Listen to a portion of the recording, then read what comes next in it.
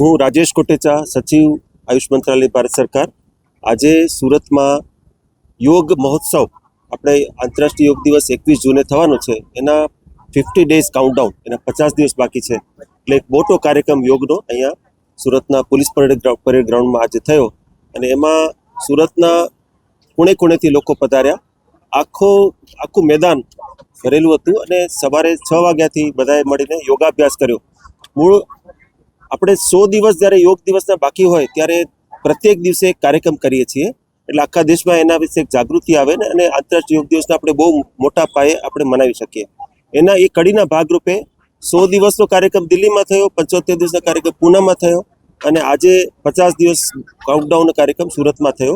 અને સુરતમાં આ કાર્યક્રમની વિશેષતા એટલા માટે છે કે આ ગુજરાત યોગ બોર્ડ સાથે મળીને આયુષ મંત્રાલયને આયોજન કર્યું.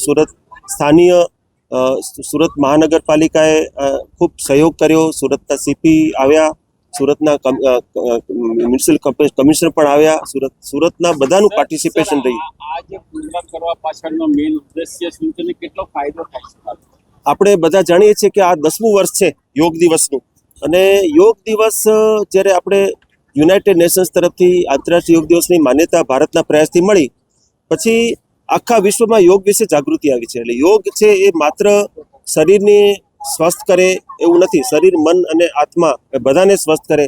એટલે યોગને આપણે ઘર ઘર સુધી લઈ જવા માટેનો એક કોન્શિયસ એફર્ટ છે કે લોકો સ્વસ્થ રહે, અને આપણા દેશના લોકો સ્વસ્થ રહે તો આપણે આખી દુનિયામાં જે અત્યારે ભારત આગળ વધી રહ્યું છે, નેતૃત્વ આપી રહ્યું છે, આપણે વિશ્વગુરુ આપણે કહેવાયા છીએ, તો વિશ્વગુરુ તરીકે આપણે આખા વિશ્વમાં યોગ પહોંચાડવા માટેના એક કોન્શિયસ એફર્ટ્સ કરીએ છીએ.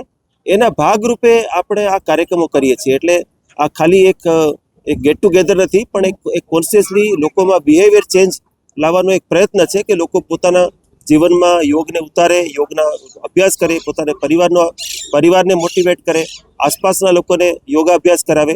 ઉદાહરણ તરીકે ગયા વર્ષે આપણે યોગ દિવસમાં 23.5 કરોડ લોકોએ પાર્ટિસિપેટ કરેલું, અને આ વર્ષે અમે સંકલ્પ કર્યો છે કે 30 કરોડ લોકો આખા દેશમાં, બધા રાજ્ય સરકારો, બધી યોગ સંસ્થાઓ અને આપણા જનસામાન્યના સહયોગથી આપણે 30 કરોડ લોકો પાર્ટિસિપેટ કરશે.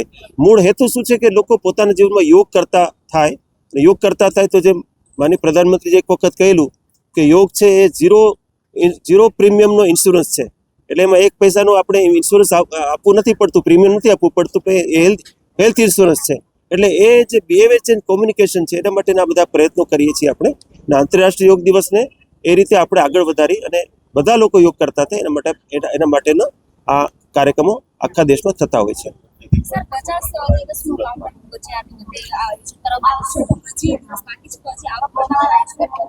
આપણે પ્રત્યેક દિવસે દેશના દરેક ક્ષેત્રોમાં આવા કાર્યક્રમો કરીએ છીએ. પ્રમુખ મોટા કાર્યક્રમો 100 દિવસ, 75 દિવસ, 50 દિવસ અને 25 દિવસ એવી રીતે કરીએ છીએ. હું આપના માધ્યમથી હું સુરતની જનતાને એક મારા કોમ્પ્લિમેન્ટ્સ, વધામણા પણ આપવા માંગુ છું કે પાછલા દિવસોમાં આપણે 1 જાન્યુઆરીએ જ્યારે આપણે યોગનો એક કાર્યક્રમ સુરતમાં કર્યો અને એને વર્લ્ડ રેકોર્ડ મળ્યો, Guinness book of world record મળ્યો. એટલે સુરત માટે યોગ નવું નથી. મને લાગે છે કે સુરત ધીરે ધીરે યોગ, જેમ સુરત છે એ સ્વચ્છ શહેર છે, દેશભરનું સૌથી સ્વચ્છ શહેર, એવી રીતે સુરત યોગનું શહેર પણ બનવા જઈ રહ્યું છે એવું મને લાગે છે.